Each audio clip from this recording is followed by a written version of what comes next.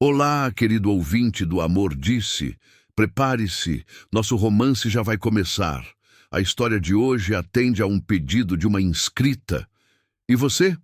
Tem alguma sugestão para nós? Comente e quem sabe a sua não será o próximo conto do Amor Disse. O relógio de pêndulo no corredor da fazenda Santa Cecília batia às 3 da tarde, mas o som ecoava oco, como se marcasse o tempo dentro de um túmulo. Na sala principal, onde outrora dezenas de convidados dançavam sob lustres de cristal bacará, agora restava apenas a poeira dançando em raios de sol impiedosos que revelavam o desgaste do veludo nos sofás e as manchas de umidade no papel de parede importado da França. A baronesa Maria Clara de Albuquerque, aos 52 anos, mantinha a coluna ereta de quem foi treinada desde o berço para não curvar-se diante de nada, nem mesmo da ruína completa. Ela estava sentada diante da escrivaninha de jacarandá, a mesma onde seu falecido marido, o barão, costumava contar lucros exorbitantes. Hoje, porém, Maria Clara contava apenas o tempo que lhe restava. Diante dela, uma carta do Banco do Brasil com o selo imperial vermelho que parecia uma gota de sangue no papel creme. Ordem de execução de hipoteca. O prazo expirava ao pôr do sol daquele dia. Dona Maria, a voz trêmula de Joana, a única criada que restara na casa, velha demais para ir embora, leal demais para abandoná-la, tirou a baronesa de seus pensamentos. Tem uma carruagem subindo a Alameda das Palmeiras. É muito chique, sinhá. Tem 4 cavalos brancos. Maria Clara levantou-se, alisando o vestido preto de luto perpétuo que usava há 5 anos. Ela caminhou até a janela. O coração, que ela julgava ter virado pedra, acelerou. 4 cavalos. Ninguém no Vale do Paraíba tinha mais dinheiro para sustentar 4 cavalos, exceto os novos ricos do oeste paulista ou os credores abutres da corte. Deve ser o representante do banco, Joana, disse ela, com a voz fria e controlada. Prepare o café e sirva nas xícaras de porcelana de Sèvres. Se vamos perder tudo, que seja com a dignidade de quem nós somos. Ela não tinha medo de perder a casa. O que ela temia era o olhar de pena dos vizinhos, o cochicho na missa de domingo. A dama de ferro, como a chamavam, preferiria morrer a ser vista como uma viúva esmunequeira. A carruagem parou diante da escadaria principal. Era um veículo preto, polido como um espelho, com detalhes em dourado que brilhavam ofensivamente sob o sol tropical. O cocheiro, uniformizado, desceu e abriu a porta. Maria Clara esperava ver um advogado barrigudo do Rio de Janeiro, ou talvez o coronel Pacheco, seu vizinho asqueroso que vinha tentando comprar suas terras por migalhas há meses. Mas quem desceu da carruagem fez o ar faltar em seus pulmões. Era um homem alto, imponente, vestindo uma sobrecasaca de corte inglês impecável, cartola de seda e bengala de ébano com castão de prata. Mas não era um homem branco. Era um homem negro, de pele retinta e barba grisalha aparada com perfeição. Em seu peito brilhava a medalha da Ordem da Rosa e a cruz de bravura da Guerra do Paraguai. Ele parou no pé da escada e olhou para a casa, não com a ganância de um comprador, mas com a melancolia de quem revê um fantasma. Maria Clara agarrou o cortinado da janela com tanta força que a unha rasgou o tecido podre. Não pode ser, sussurrou ela, sentindo o mundo girar. Aqueles ombros largos, aquele queixo quadrado, a cicatriz fina acima da sobrancelha esquerda. 30 anos se passaram. O cabelo dele estava branco nas têmporas, e as roupas de escravo haviam sido substituídas por linho fino.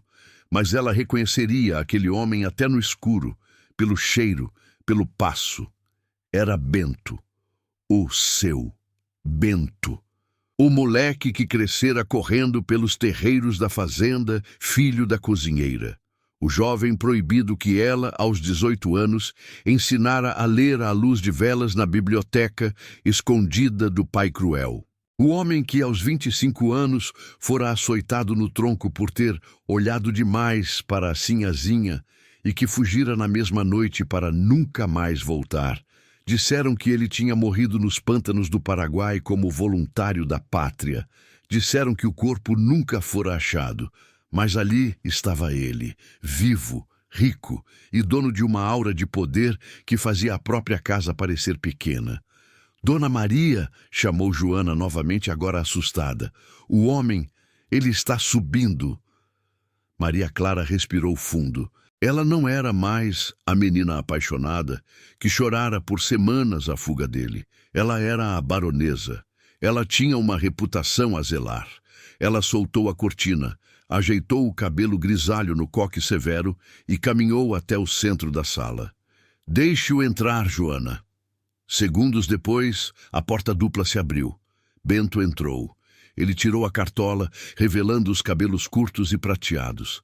Ele não baixou os olhos como fazia antigamente. Ele a encarou de frente, olho no olho, com uma intensidade que a fez tremer. O silêncio entre eles pesava 3 décadas de segredos. A senhora continua pálida, Maria Clara, disse ele. A voz dele era grave, profunda, e não tinha mais o sotaque arrastado da senzala. Era a voz de um homem culto, viajado. Ele não a chamou de sinhá, chamou-a pelo nome. Uma audácia que, em outros tempos, lhe custaria a língua. E você continua insolente, Bento, respondeu ela, tentando manter a voz firme, mas falhando miseravelmente. Ou devo chamá-lo de senhor? Capitão Bento da Silva, reformado do Exército Imperial e investidor, corrigiu ele suavemente, dando um passo à frente. O cheiro de sândalo e tabaco caro invadiu o espaço pessoal dela. Mas para a senhora, sempre serei apenas Bento.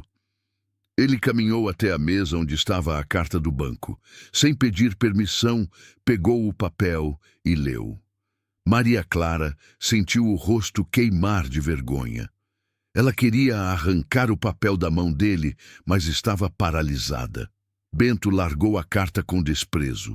O Banco do Brasil é impaciente, comentou ele.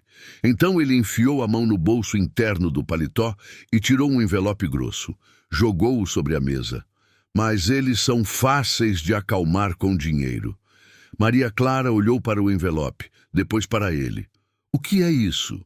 A quitação da sua hipoteca, disse Bento com a calma de quem discute o clima. Eu comprei sua dívida esta manhã na agência da corte. A fazenda Santa Cecília agora pertence a mim. Ou melhor, a hipoteca pertence a mim. A senhora ainda é a proprietária no papel. Por enquanto. Maria Clara sentiu os joelhos cederem e apoiou-se na cadeira. Ele comprara a dívida dela. O ex-escravo da casa agora era dono do teto sob o qual ela dormia. A ironia do destino era cruel demais. Veio para se vingar? Perguntou ela, erguendo o queixo, recusando-se a chorar na frente dele. Veio me expulsar como meu pai expulsou você? Veio me ver na sarjeta para lavar a honra das chicotadas que levou? Bento a observou por um longo momento. Havia dor nos olhos dele, sim, mas não havia ódio. Havia algo mais complexo, mais quente, algo que a assustava mais do que a vingança. Ele se aproximou, parando a centímetros dela. Ele era muito mais alto do que ela se lembrava. Eu não gastei minha fortuna e viajei 3 dias a cavalo para vê-la na sarjeta, Maria, sussurrou ele. Se eu quisesse vingança, teria deixado o banco tomar tudo. Eu vim porque nós temos um assunto inacabado. Um assunto que começou numa biblioteca há 30 anos e que foi interrompido por um chicote. Ele estendeu a mão enluvada e tocou, com uma ousadia impensável, uma mecha solta do cabelo dela. Maria Clara parou de respirar. Eu vim cobrar outra coisa, baronesa, e o preço não é em dinheiro. O preço é a verdade, Maria Clara. Apenas isso. Bento recolheu a mão, mas a pele dela ainda formigava onde ele tocara. Ele caminhou até a janela, observando as terras que agora, tecnicamente, eram suas. Eu vou ficar hospedado aqui, na Casa Grande, não na senzala, não no celeiro. no quarto de hóspedes da ala leste, e jantaremos juntos todas as noites, como iguais. Maria Clara sentiu o sangue subir à cabeça. A proposta era um escândalo. Um homem solteiro e negro, dormindo sob o mesmo teto de uma viúva branca, o Vale do Paraíba inteiro falaria. O padre recusaria a comunhão. Você ficou louco? Sibilou ela. A sociedade vai nos destruir. O coronel Pacheco já espalha boatos de que sou uma mulher de moral duvidosa, apenas por viver sozinha. Se souberem que o novo credor está dormindo aqui... Bento virou-se, um sorriso cínico curvando os lábios. A sociedade? A mesma sociedade que virou as costas quando o banco ameaçou tombar sua casa? A mesma sociedade que ri das suas roupas remendadas na missa? Deixe que falem, Maria. Eles falam porque têm medo. Medo de que o mundo esteja mudando e eles estejam ficando para trás. Quanto a mim, eu sobrevivi a baionetas e canhões paraguaios. A língua ferina de algumas matronas de vassouras não me assusta. Ele fez uma pausa, o olhar endurecendo. A escolha é sua. Eu fico como hóspede, ou o oficial de justiça vem amanhã cedo selar as portas. O que a sua preciosa dignidade prefere? Era um cheque-mate. Maria Clara engoliu em seco, alisando as saias. Ela olhou para as paredes descascadas, para o retrato do pai que parecia fulminá-la com os olhos pintados a óleo. Joana, chamou ela, a voz fraca. A velha criada apareceu na porta, os olhos arregalados, segurando o terço. Prepare o quarto da ala leste. O capitão Bento passará uma temporada conosco. Joana fez o sinal da cruz discretamente, mas obedeceu. Bento fez uma leve reverência, irônica e elegante. Vou mandar trazer meus baús. O jantar às 7 está bom para a senhora? O jantar daquela noite foi uma peça de teatro surreal. A mesa, posta com a porcelana de Sèvres que Maria Clara preservava como relíquia, parecia um campo de batalha. Bento sentou-se à cabeceira, o lugar do barão. Maria Clara sentou-se à sua direita. Ele trocara a roupa de viagem por um traje de noite impecável, enquanto ela usava o mesmo vestido preto, adornado apenas por um camafeu de marfim. Bento serviu o vinho. Era um Bordeaux Safra, 1865, trazido por ele. O vinho da adega da fazenda havia virado vinagre anos atrás. As voltas que o mundo dá, brindou ele, erguendo a taça. Maria Clara não tocou na dela. Por que, Bento? Perguntou ela, a voz trêmula. Por que comprar a dívida? Você poderia ter comprado qualquer fazenda no oeste. Terras férteis, novas. Aqui só tem café cansado e dívidas. Bento bebeu um gole, apreciando o sabor antes de responder. Porque aqui estão minhas raízes, Maria, e meus fantasmas. Eu precisava saber se a mulher que assombrou meus sonhos por 30 anos ainda existia ou se tinha se transformado naquilo que o pai dela era. Ele pousou a taça e olhou profundamente para ela. Você se lembra da biblioteca? Das noites de terça-feira? A menção da biblioteca foi como um soco no estômago. Como ela poderia esquecer? Era 1848.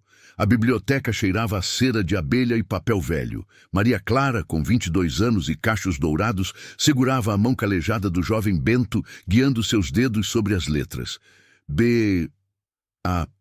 Bá, sussurrava ela. Bento, esse é o seu nome. Ele olhava para o papel como se fosse um mapa do tesouro e depois olhava para ela com uma adoração que a deixava sem ar. Eles sabiam que era crime. Ensinar um escravo a ler era perigoso. Apaixonar-se por ele era suicídio. Mas na penumbra daquelas estantes não havia sinhá nem escravo. Havia apenas dois jovens descobrindo o mundo e o corpo um do outro. O primeiro beijo acontecera ali, sobre um livro de Camões. Tinha gosto de medo e de promessa. Ele prometera que fugiria e voltaria rico para comprá-la do pai. Ela prometera esperar. Eu me lembro, sussurrou Maria Clara, os olhos marejados.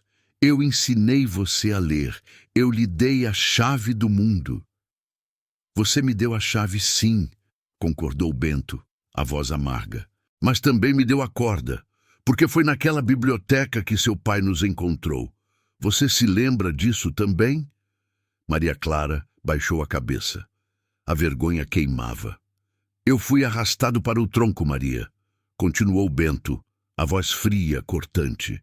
300 chibatadas, eu contei cada uma.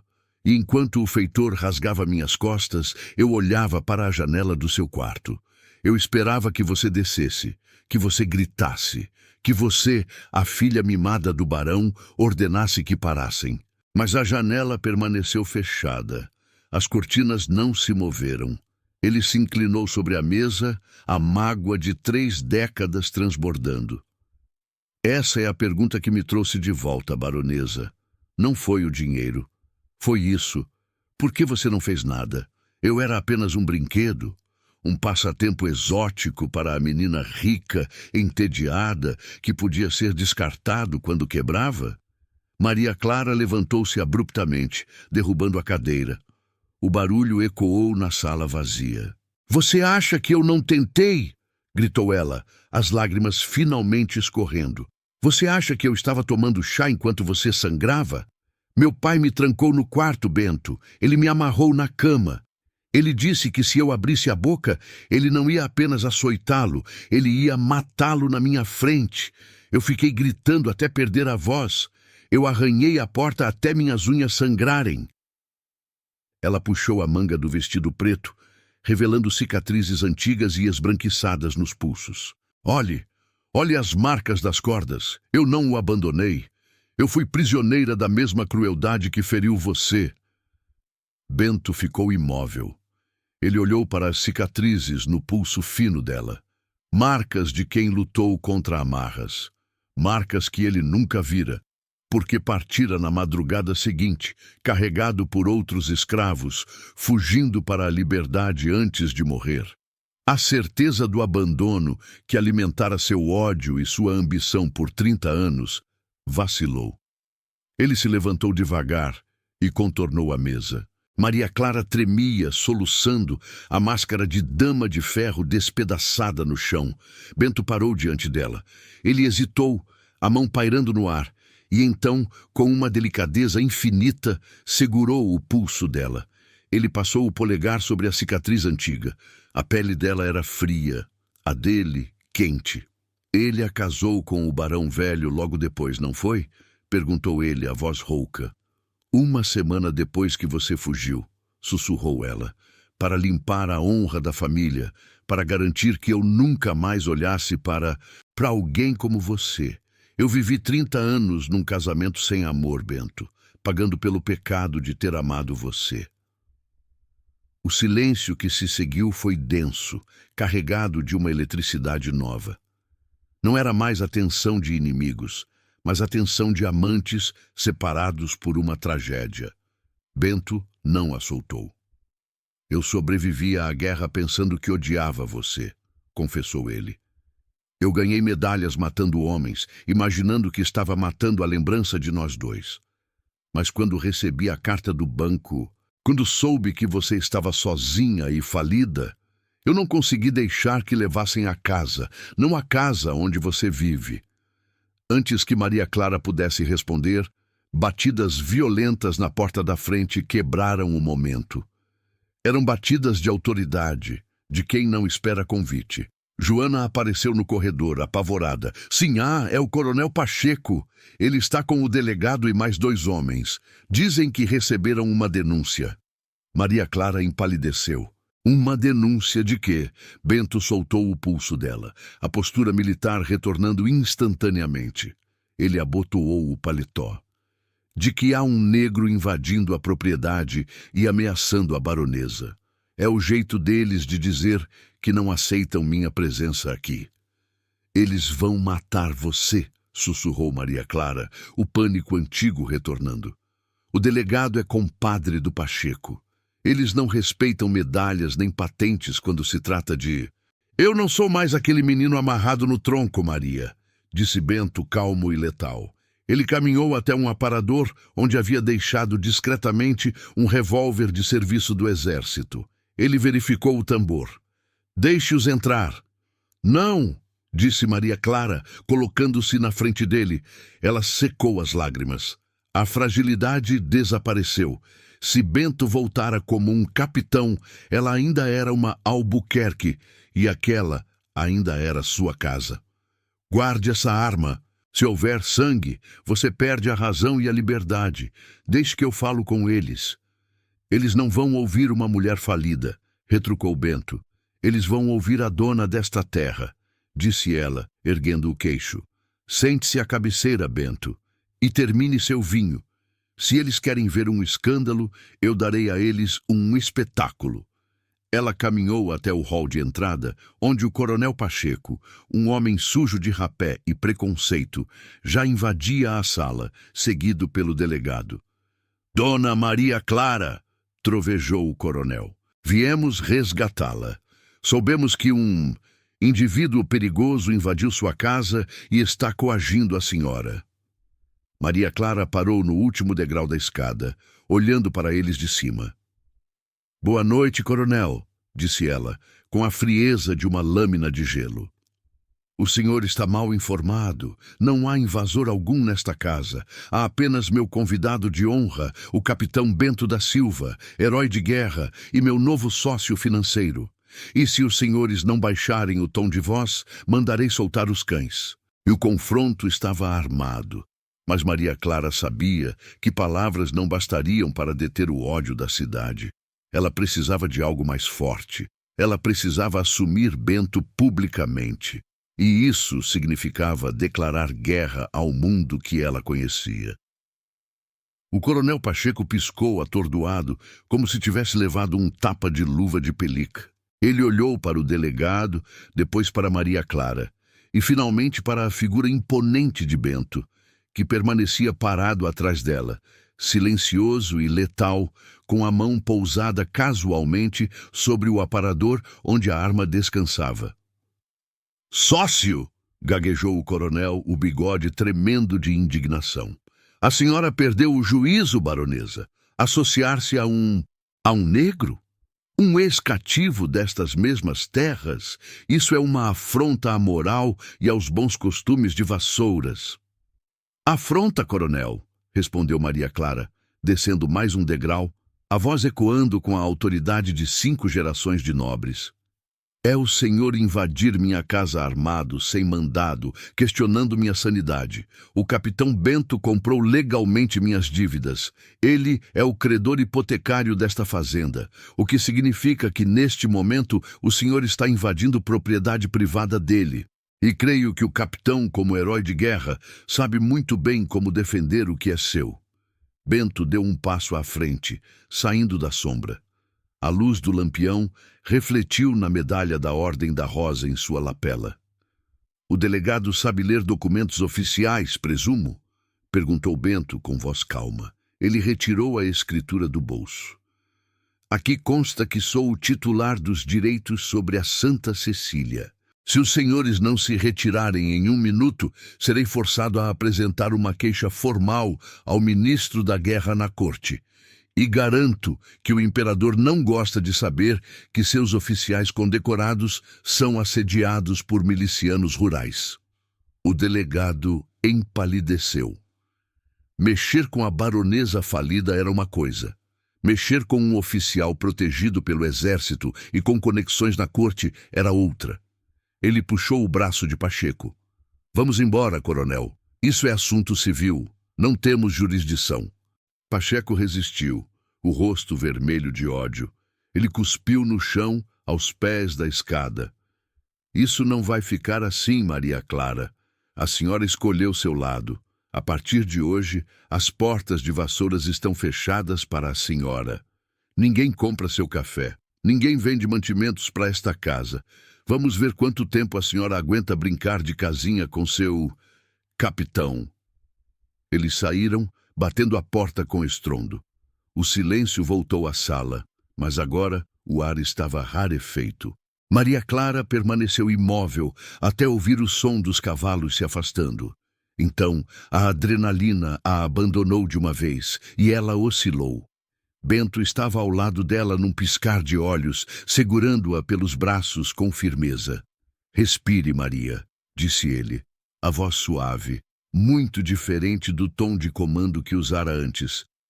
Ela olhou para ele, as mãos apoiadas no peito dele, sentindo o tecido fino da casaca e a força do homem por baixo. Eles vão nos destruir, Bento.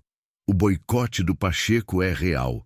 Ele controla os armazéns, os tropeiros. Deixe que ele controle o passado, disse Bento, olhando nos olhos dela. Nós vamos construir o futuro. Eu não trouxe apenas dinheiro, Maria. Eu trouxe máquinas. Eu trouxe métodos novos que vi na Europa e nos Estados Unidos. O tempo dos barões do café acabou. Eles estão falidos e não sabem. Nós vamos mostrar a eles como se faz. Nas semanas seguintes, a fazenda Santa Cecília transformou-se num canteiro de obras e num escândalo vivo. Bento cumpriu a promessa. Carroças chegaram do Rio de Janeiro trazendo equipamentos estranhos, despolpadores de café a vapor, arados de metal e sacas de sementes selecionadas. Mas a maior revolução não foi tecnológica, foi humana. Bento reuniu os poucos colonos e ex-escravos que ainda viviam nas terras, agora alforriados, mas presos por dívidas ao sistema antigo. Ninguém aqui trabalha de graça ou por troca de comida, anunciou ele no terreiro. Eu pago salário.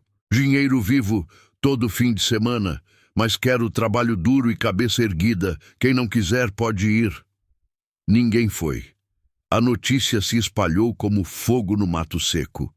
Trabalhadores das fazendas vizinhas começaram a fugir para pedir emprego na Santa Cecília, enfurecendo ainda mais o coronel Pacheco. Maria Clara, isolada socialmente, ninguém a cumprimentava na missa, e o padre recusara-se a ouvir sua confissão. Encontrou uma liberdade que jamais imaginara. Sem bailes para frequentar ou aparências para manter, ela despiu a seda e vestiu o algodão. Ela assumiu a administração dos livros caixa, trabalhando lado a lado com Bento no escritório. A convivência forçada tornou-se uma dança de sedução lenta e madura. Eles não eram mais os jovens ingênuos da biblioteca, eram sobreviventes. Numa noite quente de novembro, eles estavam no escritório revisando as contas da colheita futura. A janela estava aberta, trazendo o cheiro de terra molhada e jasmim. Bento retirou os óculos de leitura e esfregou os olhos cansados. Você tem um talento natural para os números, Maria, elogiou ele. Se seu pai tivesse deixado você gerir a fazenda em vez de procurar maridos ricos, nunca teriam falido. Maria Clara riu, um som rouco e genuíno que ela não ouvia sair de sua própria garganta há anos. Meu pai dizia que mulher e matemática eram uma mistura do diabo. Acho que ele estava certo. Sinto-me diabolicamente competente agora. Bento sorriu. Aquele sorriso de canto de boca que fazia o estômago dela revirar aos 18 anos e que, incrivelmente, tinha o mesmo efeito aos 52. Ele se levantou e foi até a estante de livros. A mesma estante onde tudo começara. Ele passou a mão pela lombada de um volume de Os Lusíadas. Foi aqui, murmurou ele. Maria Clara levantou-se e foi até ele. A atração era magnética, puxando-a para a órbita dele. Sim, foi aqui que você prometeu voltar. Eu demorei demais? Perguntou ele, virando-se para ela. A distância entre eles era mínima. 30 anos, sussurrou ela. Ela tocou a barba grisalha dele, fascinada pela textura, pela realidade dele ali. Olhe para nós, Bento. Estamos velhos, cheios de cicatrizes. Eu tenho rugas, você tem cabelos brancos. Bento segurou a mão dela contra o rosto e beijou a palma, um gesto de devoção absoluta. Eu não vejo rugas, Maria. Eu vejo a mulher que sobreviveu. Eu vejo a única pessoa neste mundo que me conhece de verdade. A beleza da juventude é um acidente da natureza. A beleza que vejo em você agora é uma obra de arte cinzelada pelo tempo. Ele a puxou pela cintura. Não houve a urgência desajeitada da adolescência. Houve a calma da experiência. O beijo foi profundo, lento, com gosto de saudade e vinho do Porto. Maria Clara sentiu-se renascer. O corpo, que ela julgava adormecido para sempre, despertou com um calor que a fez gemer baixinho. Ali, na biblioteca onde o amor fora interrompido pela violência, eles o reataram com ternura. Naquela noite, Bento não dormiu na ala leste. E Maria Clara não dormiu sozinha.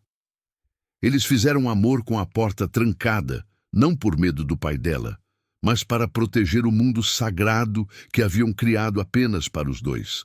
Mas a felicidade no Vale do Paraíba era uma ofensa imperdoável. A prosperidade da Santa Cecília, com suas máquinas a vapor fumegando e seus trabalhadores pagos, era um espelho que refletia a incompetência e a crueldade dos vizinhos. O coronel Pacheco não podia permitir que um ex-escravo e uma viúva desmoralizada tivessem sucesso onde ele falhava. 2 semanas depois, na calada da noite, o cheiro de jasmim foi substituído pelo cheiro de querosene e fumaça. Maria Clara acordou tossindo, o quarto iluminado por um clarão laranja que vinha de fora. Bento já estava de pé, vestindo as calças às pressas, o rosto iluminado pela luz infernal que entrava pela janela. "Fique aqui!" ordenou ele, pegando o revólver. "O que é isso?" gritou ela, tapando a boca com o lençol. "Fogo!" rosnou Bento. "Eles incendiaram o galpão das máquinas novas." Maria Clara correu até a janela. Lá embaixo, o orgulho de Bento, as máquinas importadas que custaram uma fortuna e prometiam o futuro, estavam sendo devoradas por chamas altas. E na orla da mata, ela viu vultos a cavalo observando o incêndio. Bento saiu correndo do quarto. Maria Clara não ficou para trás. Ela não ia se esconder debaixo da cama, enquanto o homem que amava lutava sozinho. Ela vestiu um roupão, calçou as botas de montaria do falecido marido e pegou a espingarda de caça que ficava atrás do guarda-roupa. A Dama de Ferro estava de volta, e desta vez ela tinha um motivo pelo qual valia a pena matar ou morrer.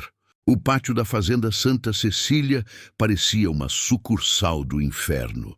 As chamas que devoravam o galpão de madeira rugiam alto, lançando fagulhas para o céu noturno como estrelas suicidas. Bento estava no meio do caos, a camisa de linho rasgada e manchada de fuligem, gritando ordens para os trabalhadores. "Formem uma corrente, tragam água do poço, não deixem o fogo chegar à casa principal." Ao contrário dos escravos de antigamente, que talvez deixassem a casa do senhor queimar, os homens pagos por Bento lutavam com ferocidade. Eles defendiam o próprio sustento, mas os atacantes não desistiam. Escondidos na orla da mata, os capangas de Pacheco disparavam contra quem tentasse apagar o fogo. Uma bala zuniu perto da cabeça de Bento, arrancando lascas de um pilar de madeira. Ele se jogou no chão, rolando para trás de uma carroça, e ergueu o revólver, disparando 2 vezes contra a escuridão. Ele era um veterano de Tuiuti, sabia calcular a posição do inimigo pelo clarão da pólvora, mas eram muitos contra um. Foi quando um estrondo muito mais alto do que os tiros de revólver rasgou a noite, um disparo de espingarda de caça, pesado e trovejante. Um dos cavaleiros na orla da mata gritou, o cavalo empinando e derrubando-o. Bento virou-se surpreso. Na varanda da casa grande, iluminada pelas chamas, estava Maria Clara. O vento agitava seus cabelos grisalhos soltos e o roupão de seda, dando-lhe a aparência de uma valquíria vingativa. Ela recarregava a velha espingarda do marido com mãos trêmulas, mas ágeis. "Saiam das minhas terras, seus covardes!" gritou ela, a voz quebrando pela fumaça, mas carregada de ódio. Ela apontou a arma novamente e disparou, não para matar, mas para assustar os cavalos. A chumbada atingiu as árvores, fazendo chover folhas e galhos sobre os invasores. A visão da baronesa armada, defendendo o amante negro, causou pânico nos jagunços supersticiosos. E mais, Os trabalhadores de Bento, inspirados pela patroa, avançaram com enxadas e foices, gritando de volta. Percebendo que a vantagem da surpresa havia acabado e que a resistência era feroz, o líder dos capangas assobiou. Os vultos montaram e galoparam para longe, desaparecendo na escuridão, deixando para trás apenas a poeira e o cheiro de pólvora. Bento não perseguiu. Ele correu até a varanda. Maria Clara largou a arma e correu para ele. Eles se chocaram num abraço desesperado, sujos de fuligem, cheirando a fumaça e suor. Bento segurou o rosto dela, examinando-a freneticamente. Você se feriu? Você está louca, mulher? Podiam ter atirado em você. E eu podia ter deixado matarem você, respondeu ela ofegante, passando as mãos pelo peito dele para garantir que não havia sangue. Nós somos sócios, Bento.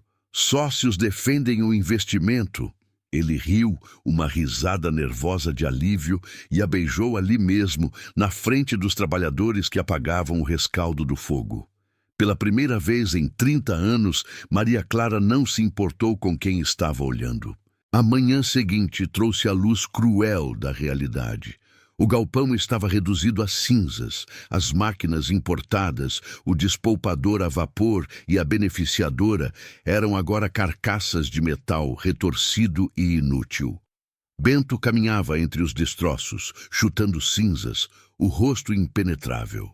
Maria Clara aproximou-se, trazendo 2 canecas de café forte. Ela sentia o peso da derrota.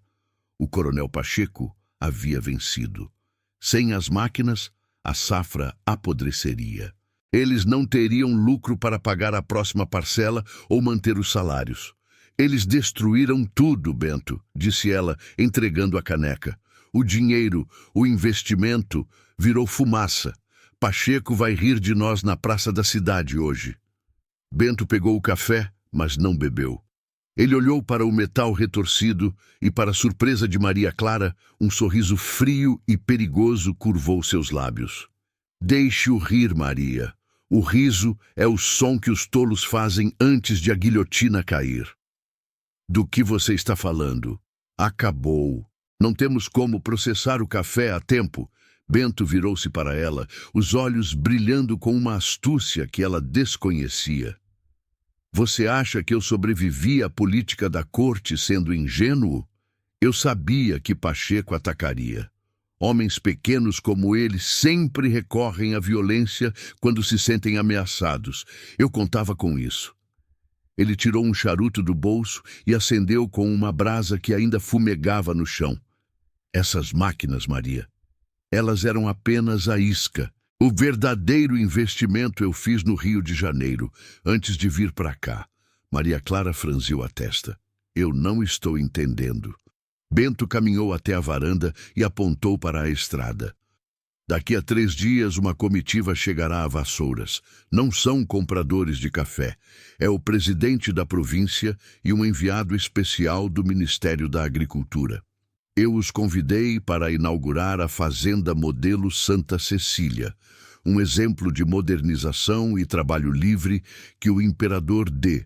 Pedro II quer incentivar. Maria Clara arregalou os olhos. O imperador sabe de nós? O imperador sabe que o capitão Bento da Silva, herói de guerra, está tentando modernizar a agricultura e está sendo boicotado por oligarcas retrógrados. Corrigiu ele. E sabe o que acontece quando um coronelzinho de província incendeia um projeto que tem o selo de aprovação imperial? Bento deu uma tragada no charuto e soltou a fumaça. Torna-se um crime contra o Estado. Pacheco não atacou apenas a sua fazenda, Maria. Ele atacou o progresso do império. Quando a comitiva chegar e encontrar cinzas, Pacheco não será apenas preso pelo delegado local. Ele será esmagado pela Guarda Nacional. Maria Clara olhou para aquele homem. Ela pensara que ele era apenas forte e rico. Agora via que ele era brilhante. Ele usara o próprio preconceito de Pacheco como arma. O coronel, cego pelo racismo, jamais imaginaria que um ex-escravo teria trânsito livre nos gabinetes ministeriais. Você arriscou tudo, sussurrou ela. admirada e assustada. E se eles tivessem matado você ontem à noite? Eu tinha você na minha retaguarda, disse ele, pegando a mão dela, negra de fuligem. Uma mulher que pega em armas para defender o que ama vale mais que um batalhão de infantaria. 3 dias depois, a profecia de Bento se cumpriu. A comitiva chegou, não com 4 cavalos, mas com 12, escoltada por soldados imperiais. O presidente da província ficou horrorizado ao ver as máquinas destruídas e ouvir o relato, devidamente testemunhado pelos trabalhadores, do ataque. A ordem de prisão do coronel Pacheco foi assinada ali mesmo, na mesa de jantar da Santa Cecília. Mas a vitória final não foi a prisão, foi o baile. Para pedir desculpas pelo incidente e reafirmar o apoio ao capitão Bento, o presidente da província anunciou que ofereceria um baile na prefeitura de Vassouras naquela mesma noite. E o convite de honra foi entregue em mãos a Bento e Maria Clara. A sociedade que fechou as portas para nós terá que nos aplaudir hoje à noite, disse Bento, segurando o convite dourado. Você está pronta para entrar naquele salão de cabeça erguida, Maria? Maria Clara olhou para o espelho. Ela viu as rugas, os cabelos brancos, mas não viu mais a viúva triste. Viu uma mulher amada. Eu não tenho vestido, Bento. Vendi todos os meus trajes de gala anos atrás para comprar remédios para o barão. Bento foi até um dos baús que trouxera e que permanecera fechado até então. Ele abriu a tampa. Dentro, envolto em papel de seda, havia um vestido de veludo azul marinho, a cor da nobreza, bordado com fios de prata. E sobre o tecido, um colar de diamantes e safiras. Eu comprei isso em Paris há 2 anos, confessou ele. Eu nem sabia se você estava viva, mas eu olhei na vitrine e pensei, isso é a cor dos olhos da Maria. Use-o. Hoje à noite você não será a baronesa falida. Você será a rainha do vale. Maria Clara tocou o tecido, chorando silenciosamente. O amor daquele homem atravessara oceanos e décadas. Era hora de ela ter a coragem de exibi-lo ao mundo. A carruagem parou diante do Paço Municipal de Vassouras, que brilhava com 1000 velas acesas em seus lustres de cristal. Do lado de fora, a música da orquestra já podia ser ouvida, uma valsa de Strauss que flutuava no ar noturno. Dentro do veículo, Maria Clara apertava as mãos enluvadas sobre o colo. O vestido de veludo azul marinho caía sobre seu corpo como uma segunda pele, realçando a brancura de seus ombros e o brilho desafiador das safiras em seu pescoço. Ela estava magnífica, mas estava aterrorizada. Eles vão olhar, sussurrou ela, vão cochichar, vão virar as costas. Bento, sentado à frente dela, estendeu a mão e segurou a dela com firmeza. Ele vestia sua farda de gala completa, as medalhas douradas reluzindo sobre o peito, a espada cerimonial na cintura.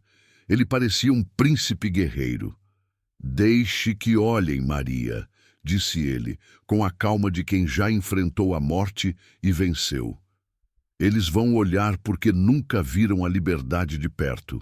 Eles estão presos em suas convenções e preconceitos. Nós somos os únicos livres aqui. Você confia em mim? Maria Clara olhou para aquele homem que amara por toda a vida, o homem que voltara do inferno para resgatá-la. O medo se dissolveu, substituído por um orgulho feroz. Com minha vida, capitão, respondeu ela. O lacaio abriu a porta. Bento desceu primeiro e ofereceu a mão. Quando Maria Clara desceu, a luz dos lampiões da entrada iluminou o casal. Houve um murmúrio entre os curiosos na calçada, mas Bento não parou. Ele colocou a mão dela sobre seu braço e subiram a escadaria de mármore. No topo da escada, o porteiro anunciou com voz retumbante: o capitão Bento da Silva e a baronesa Maria Clara de Albuquerque. O salão de baile, repleto da nata da sociedade do Vale do Paraíba, fazendeiros, políticos, damas em sedas caras, caiu num silêncio sepulcral. A música não parou, mas as conversas morreram. 300 pares de olhos se voltaram para a entrada. O choque era palpável. Ver a baronesa falida, vestida como uma rainha, já seria um escândalo. Vê-la de braços dados com um homem negro entrando pela porta da frente como convidada de honra era um terremoto social. O corredor da vergonha se abriu. As pessoas se afastaram, criando um caminho largo até o centro do salão, como se tivessem medo de serem contaminadas pela audácia do casal. Maria Clara sentiu as pernas tremerem, mas Bento a manteve firme, sussurrando: "Cabeça erguida, olhe para a frente." Eles caminharam pelo mar de rostos hostis. Maria Clara viu vizinhas que a desprezavam, antigos amigos do marido que a ignoravam. Mas então, no final do salão, o presidente da província, a autoridade máxima ali presente, abriu um sorriso largo e caminhou em direção a eles de braços abertos. "Meu caro capitão Bento!" exclamou o político, apertando a mão de Bento vigorosamente. "E minha querida baronesa, que honra tê-los aqui. O império deve muito a homens de visão como o senhor." O cumprimento caloroso da autoridade foi o sinal. A hipocrisia social operou seu milagre instantâneo. Se o presidente da província os aceitava, ninguém ali podia se dar ao luxo de rejeitá-los publicamente. Os rostos hostis se transformaram em sorrisos amarelos e reverências forçadas. Mas a verdadeira vitória não foi política, foi pessoal. A orquestra começou os acordes de Danúbio Azul. O presidente fez um gesto para que os convidados ocupassem a pista. Bento virou-se para Maria Clara.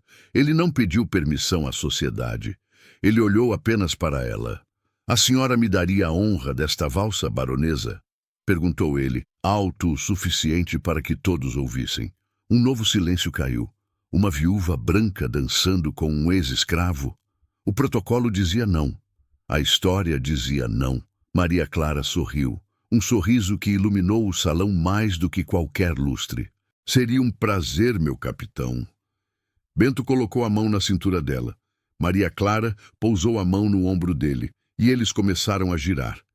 Eles não dançavam como os outros casais, rígidos e formais. Eles dançavam com uma fluidez e uma intimidade que fazia o ar vibrar. Bento a conduzia com força e delicadeza, e Maria Clara flutuava, o vestido de veludo azul rodopiando como um pedaço do céu noturno. Por um momento, o salão desapareceu. Não havia mais olhares de julgamento, não havia dívidas, não havia passado de dor. Havia apenas Bento e Maria, o menino e a menina da biblioteca, finalmente celebrando o amor que sobrevivera ao chicote e ao tempo. Enquanto giravam, Bento aproximou o rosto do ouvido dela. "Você sabe o que eles estão dizendo agora?" sussurrou ele. "Que somos um escândalo?" sugeriu ela, rindo baixinho. "Não", disse ele, apertando-a mais contra si. "Estão dizendo que nunca viram a baronesa de Albuquerque tão bonita, e que o capitão Silva é o homem mais sortudo do império." "Eles estão certos sobre a segunda parte", respondeu ela, "mas eu sou a mulher mais sortuda do mundo." Quando a música terminou, não houve aplausos educados. Houve um momento de atordoamento e depois, surpreendentemente, alguns jovens casais começaram a bater palmas, inspirados pela coragem daquele amor evidente. O gelo havia quebrado. Maria Clara e Bento não haviam apenas entrado no baile, eles o haviam conquistado. 12 anos se passaram. A varanda da Fazenda Santa Cecília era o lugar favorito deles no final da tarde. O Brasil havia mudado. A escravidão fora abolida 2 anos antes, em 1888, e o Império caíra em 1889, dando lugar à República. Mas na Santa Cecília, a liberdade já reinava há mais de uma década.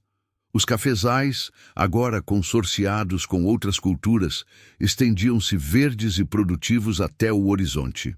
O som que vinha das lavouras não era de chibata ou lamento, mas de canto de trabalhadores livres que voltavam para suas casas de alvenaria construídas por Bento. Maria Clara, agora com 64 anos, estava sentada na cadeira de balanço com um xale de lã sobre os ombros. Seus cabelos eram totalmente brancos, mas seu rosto conservava a serenidade de quem viveu plenamente. Ao lado dela, Bento, com quase 70 anos, lia o jornal com óculos de aros de ouro. Ele mancaria para sempre da perna esquerda. Uma lembrança dos invernos úmidos, mas sua mão, que segurava a de Maria Clara sobre o braço da cadeira, era firme e quente. Diz aqui que o Marechal Deodoro está tendo problemas no Rio, comentou Bento, dobrando o jornal. Repúblicas nascem com dores de parto. Deixe o Marechal com os problemas dele, disse Maria Clara, fechando os olhos e sentindo a brisa. Nós já lutamos nossas guerras, Bento. Ele sorriu e olhou para ela. A paixão ardente da juventude havia se transformado em algo mais calmo, mas infinitamente mais profundo. Um companheirismo sagrado, testado pelo fogo e pela verdade. Você se arrepende, Maria? Perguntou ele de repente. De ter virado as costas para a sociedade? De ter ficado com o ex-escravo em vez de procurar outro barão? Maria Clara abriu os olhos azuis, límpidos e brilhantes. Ela levou a mão de Bento aos lábios e beijou os calos que o tempo e o trabalho não apagaram. Eu só me arrependo dos 30 anos que perdi longe de você, meu amor. Todo o resto, o escândalo, o boicote, os olhares tortos, eu passaria por tudo de novo, porque um dia nesta varanda com você valeu mais do que uma vida inteira naquele salão de baile frio. Bento inclinou-se e beijou a testa dela. O sol se pôs sobre o vale, pintando o céu de ouro e púrpura, cobrindo com um manto de glória o casal improvável que desafiou o mundo para provar que o amor não tem cor, não tem idade e, acima de tudo, não tem dono. E assim termina a história de Bento e Maria Clara. Uma jornada que nos mostra que, por mais longa que seja a noite, a manhã sempre chega para aqueles que têm coragem de amar e perdoar. Talvez você, que me ouve agora, esteja passando pelo seu próprio vale de sombras. Talvez as dívidas, a solidão ou o julgamento alheio estejam pesando sobre os seus ombros como pesaram sobre os de Maria Clara. Mas eu quero deixar uma certeza para o seu coração. Se o capítulo atual da sua história parece tenso, não se desespere. Confie no autor da obra. Deus está na direção de cada detalhe e, graças a Jesus, esse fardo não precisa ser carregado sozinho. Entregue suas preocupações. Ele tem um plano de recomeço para a sua vida. Se essa mensagem tocou seu coração e renovou suas esperanças, por favor, deixe seu like. É um gesto simples, mas nos ajuda a levar essa palavra de fé e amor para mais pessoas. Inscreva-se no canal e ative o sininho para continuar caminhando conosco. Até a próxima história e fique com Deus.